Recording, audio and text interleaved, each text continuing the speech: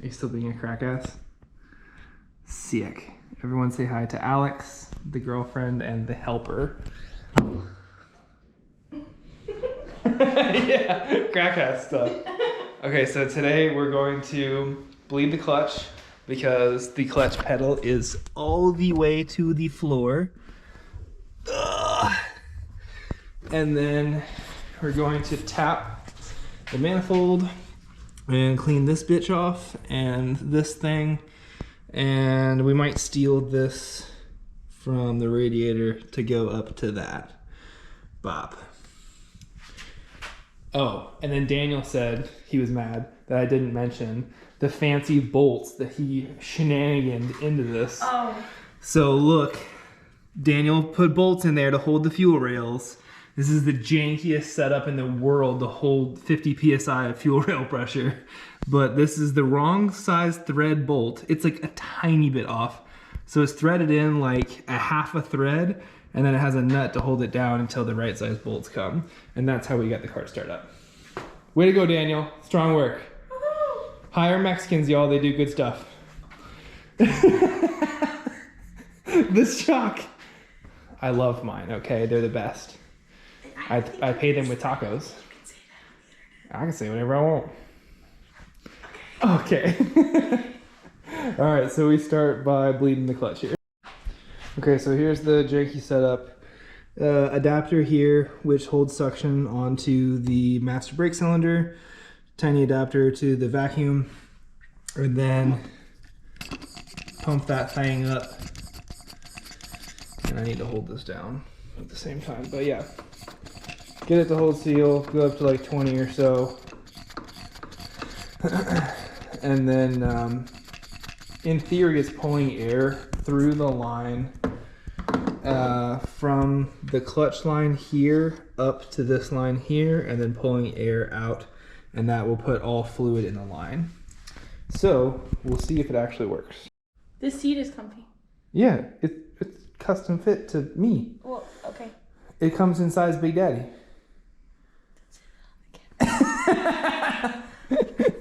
All right, so the clutch pedal right now, if the camera will fucking focus, literally just boop, goes all the way to the floor. And that's because we put a brand new slave cylinder in there and same clutch, and there's no fluid in the line. Absolutely nothing. So the process goes UB clutch pedal pumper, and I use a vacuum tool here, and then this thing here will go in the top of the bleeder. I have a question. Okay, what's your question? I can't reach it. Oh, well, get taller. You want stilts? No. You still can't reach? Well, yeah, I can now. I scooted down. when it goes all the way back. Well, scoot your pooch. Okay. Go and get. Okay, I can. Now pull it back towards you. I did. Can you like sneak your toe underneath it, pull it back? Okay, so pull it out right now and leave it at that. Okay. So, on the top here is where we can connect. This little fitting thing came with a, where'd the fitting come from? This came with the vacuum kit, and then this thing came with a coolant system pressurizer, like filler kit.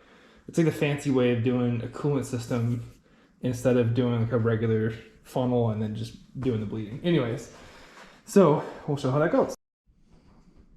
How's that? Good. All right, so tap the top one, cut it off. Where'd it go? Bye.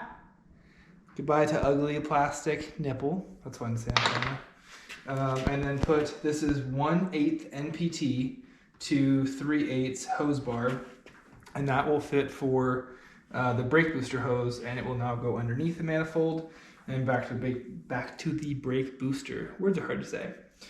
So then we're about to cut off the bottom one here and tap that for a boost fitting, something like this. And so we show how that happened. Yeah, you stop it there.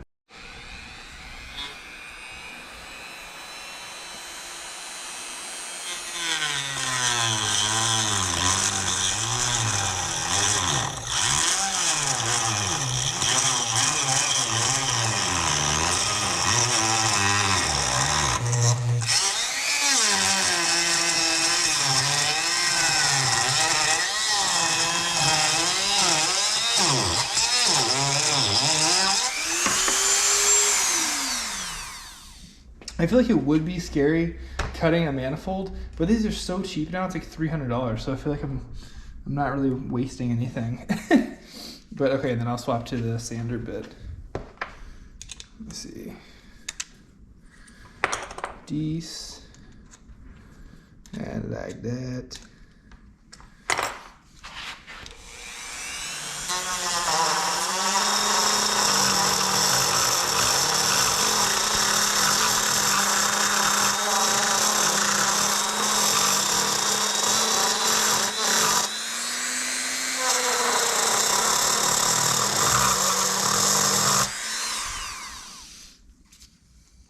It looks pretty decent. I don't think it's totally straight yet though.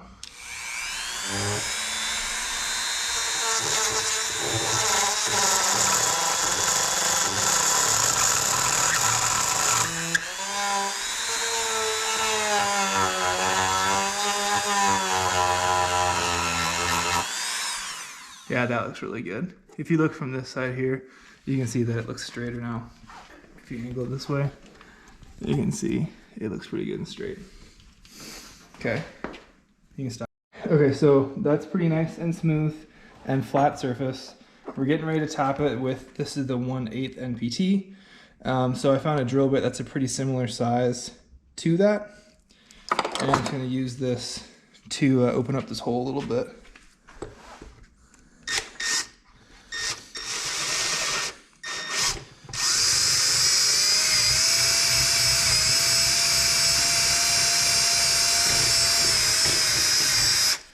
And then the tap is a little bit bigger than the drill bit, so I'm just kind of widening it out some.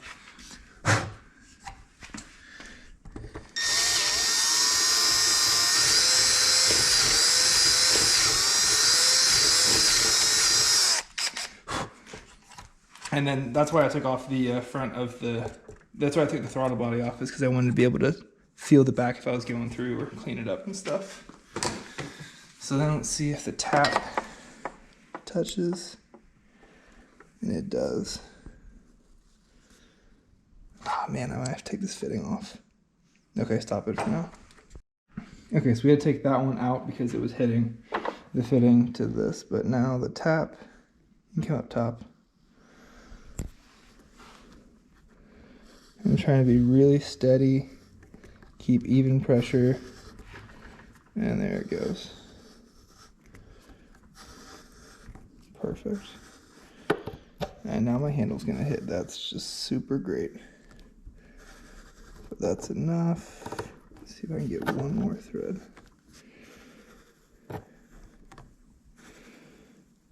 Okay, that's good. So now you can see all the excess fabric coming out of the hole. And now we have threads. Look at that, look at that. Just some nice threads. Okay, and then we see if we can get the fitting right here. Where did it go? Excuse you. Here, fitting. See if that. Come on, little buddy. Don't cross thread. Yeah. That's it, that's starting to go. I'll have to use a wrench. Oh, it's hiding.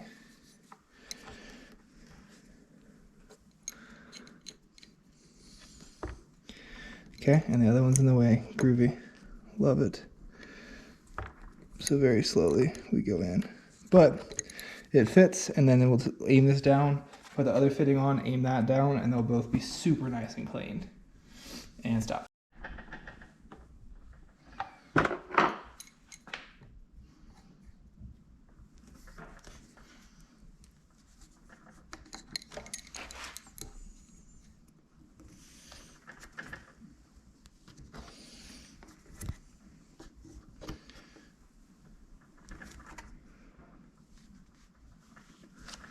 I love that so much. It's so nice and clean. They literally both angle down. One will be for boost, one for vacuum. You have a little bit extra line, right? Where did your extra line go? The boost line here, and then this is the exact same as the hose. And this will just sneak on there, and they'll both just nice and cleanly tuck underneath the manifold. Ooh, love that. Obviously, you'll push it all the way on and stuff, and then put a clamp on there. But love that. There's still one over here on this side, but this is a super duper big one. So I'm just gonna leave that for right now. We'll mess with it later. Okay, so it's the next day, and I'm back at working on car stuff. I asked a couple of the buddies from my Frankenstein Coyote group that I'm in, that we help each other with stuff for Frankenstein Coyotes. And one of the guys, shout out to Michael Lynn, answered the question for the brake reservoir. I was bleeding it like over and over. I think I did like 20 times or so. I knew it was probably something small, and you know, you just rack your brain, you can't figure it out at the moment. So you come back to it the next day, and he pointed out like, hey, there's baffles in the reservoir, and it might look like it's full on one part, but it could be empty on the other side, so check and see if it's empty. So I already filled it, but if you look in here, you can see that there's baffles, and it made it look like it was full on the far side over there, but on the back right where the clutch line goes, it was empty.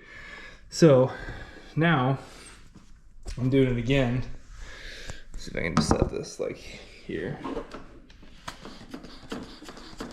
And okay, so the clutch is all fully bled. That was good. Basically, I just waited until the vacuum would hold 20 psi of vacuum, and it would hold it for a whole minute. And it took about 10 times or so of doing it. It would hold it 20, and then it would go down after like 7 seconds. And so that's when it's pulling the air out of the system. So once it held 20 for a minute twice, then I called it good. The pedal feels great now, and I'm not worried that there's any more air in the line. So next I'm gonna move on to finishing routing all of the vacuum / boost lines for the wastegates and the blow-off valve. I did the blow-off valve yesterday, but then I'm gonna do the wastegates today. I'm gonna be running the car just on a wastegate to start. So I made a little diagram. Here's my notes. If not using an opening, plug it. Here's manifold. Manifold goes to vacuum block. The vacuum block feeds the fuel regulator. One of the ports goes to the top of the blow-off valve, and then one of the other ports goes to the bottoms of the wastegates. So that's how I figured out to run the car for just on wastegate. And then whenever we add the boost controller later, then there will be extra ports that are added to the top of the wastegates. And we'll change the spring out from the one that's in it now to the smallest one, and then use the controller to add all the boost on top of it. So let me show how all that will be routed. Okay, so a little update. So first let me show this line here. This one is the blow-off valve. So that one just comes here under the fuse box, goes down, and just goes to the outside of the blow-off valve. These are these really easy push to connect fittings. You literally just push it to connect, and that's it. Super easy. So then the next ones are the wastegates. So that's just the second one here. The one in the middle here is my boost reference for the gauge inside the car. So that goes back into the car through the firewall over there. So yeah, second one here. Same thing, following this line. I like keeping them tucked up like that. I'm gonna try to tuck it a little bit more. And follows through there, and I got it underneath this rail, and it's a little bit dirty and they're falling down, but I'm gonna try to tuck those up in a bit too. So then that line goes down, and I'm gonna tee it and get it to go into both of the wastegates. And I'll show that in a second. Okay, so here I got the tee coming from up on the vacuum block, one of it going into the bottom of the wastegate here, and then the other tee I'm just going to put in the other bottom of this wastegate. So I'm literally just plugging in here, and then see how long I need. I'm going to do it a little bit long. So I've been using this little cutter thing, trying to get an even cut and not pinch it too much. Yeah, pretty nice even cut. And then come back with it here and and it literally just pushes in. How about that?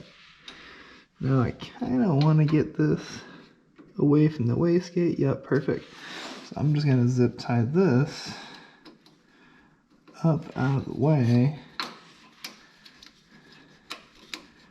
Come on, little buddy. Come here.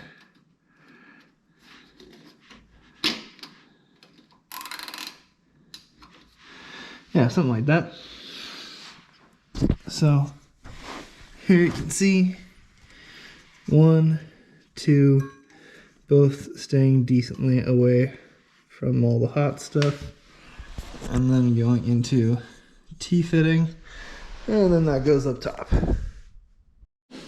Okay, so I got everything all tucked up how I like it. Got the line coming here, everything pretty nicely tucked underneath the bottom there. And now the lines come up and finish off in the vacuum block there. So I like how that looks. Maybe I'll redo it again later, but for now that works. So next, the clasps for the radiator fan just arrived. So I'm gonna work on getting that attached. I've already got the pads in here.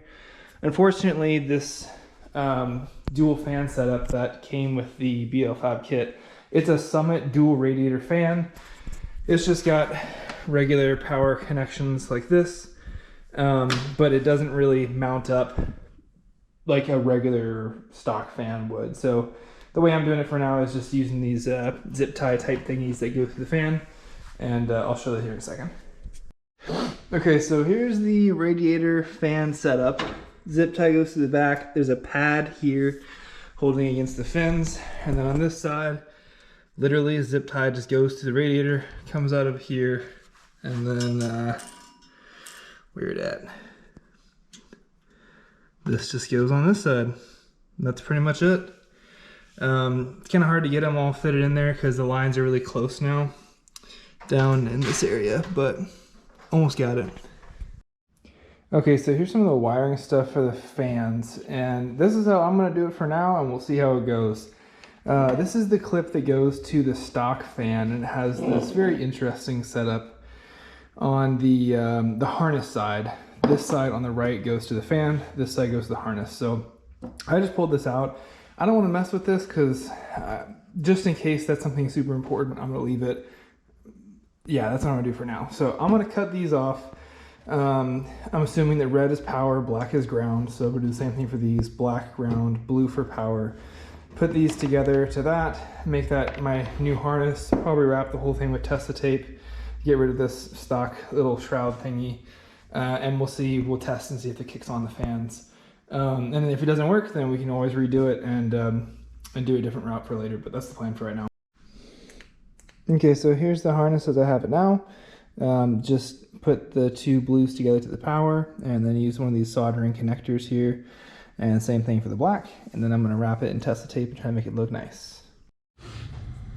Okay, so it's another day later because the camera died and I didn't realize it. I kept filming and didn't realize that it had totally died. Okay, so I was last talking about the harness, so I'm going to show you the harness here real quick. It's kind of all wrapped up now, but the harness for the fan is what I was making. So right here, it is all wrapped up in the Tessa tape. And it goes down to the fans. And it's all nicely cleaned up. Fans have the zip ties cut off, so all nicely tucked in there. Yep, definitely like how that turned out. And then the last thing I did today was I put the heater hoses on there. I painted a little bit because I wanted it to be all black, and I had to get new fuel rail bolts because I lost them in the changeover from the whip holes with Boss 302, and the Boss 302 doesn't come with fuel rail bolts, it just comes with the bolts for the manifold, so the 3 on each side. The 2 that go through the fuel rails weren't in there. So got those bolts there, put those in. I clocked this a little bit more up, and then I use a little P-ring here for the line to hold that in, and then this heater hose just tucks behind there very nicely. So I like how nice and clean that is. Then I need to, the fitting for this is on the way. That'll go right here. That's a 1/8 MPT to, I think it's -6 AN. That'll be the same thing for here on the radiator. That's also tapped. And then yeah, the top radiator hose is on here. And then this line will be the -10 that goes back to the tank. That tank will sit right here. So I think that tank is almost done, maybe another week or two. Maybe soon it'll be here. A couple of little things I did today. I realized that whenever I put the dash back together, I didn't clip in the little clip that goes to this section here. So I didn't have any hazard and I didn't have any trunk open. So rewired, or I just pulled the harness out and got it plugged in. So now that all works in the back. And I'm keeping it on the tender for right now just to keep the battery happy. It's showing green and it is still starting the car perfectly fine. So I'm very happy with that. And I think that's all for this video. I'm gonna look at the vision board here just to end things off. So got a bunch checked off. Fuel rail bolts, heater hoses, the boost lines are all done, boost/vacuum all done. Fan mounting wiring good. The right wheel studs, got that fixed. Made the big massive -20 coolant line. The cover headlight, that's because the they have these nice custom headlights, but the harness behind them, there isn't really like a cover or like something to enclose them. So there's all this wiring that's just out there. So I literally have a little strip of black duct tape here, like extra strong Gorilla Tape duct tape, and I have a trash bag that's just cut up and it's enclosing all the wires and keeps that all nice and tucked in there, covers the wires, and then it keeps it safe from the rain. So whenever Fab was doing the work with the PCM underneath there, it got moved and adjusted a little bit, so that's why I did that. Let me see, is there anything else up here? Yep, I tapped the manifold, did the boost lines, bled the clutch. I think I want to bleed the brakes again because they're a little bit like too stiff right now. So maybe there's a bubble in there, or maybe I just need to drive the car so I'm kind of break everything in.